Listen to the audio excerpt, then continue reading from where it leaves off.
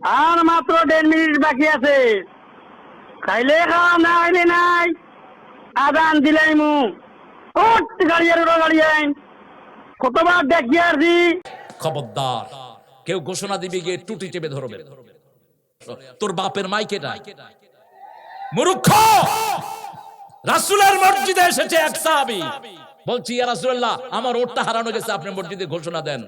রাসূল দাঁড়িয়ে বললেন, এই সাহাবীরা বলো এই লোকটা যেন তার ওট আর খুঁজে না পায়। রোজার জন্য আলাদা কোনো ডাকাডাকির ফরম্যাট দেয়নি, এখন তো আমরা নিজেরা একটা ফরম্যাট তৈরি করে নেই এবং এটাকে আজানের মতোই আপনার একটা নিয়ম বানিয়ে নেই, তাহলে সেটি কিন্তু বিদআতে পর্যবেসিত হতে পারে। আর মাত্র 5 মিনিট বাকি আছে, বলেন এরকম বিদআত জায়েজ নাই। কে বলেছে আপনাকে এই কথা বলার? রাসূলুল্লাহর মসজিদ থেকে আজান হওয়ার পর কখনো নামাজের জন্য আর কোনো ইঙ্গিত দেওয়া হতো না। কাজী হাদিসে যা নাই আন্দাজে তা বানাবেন না, গোনা হবে।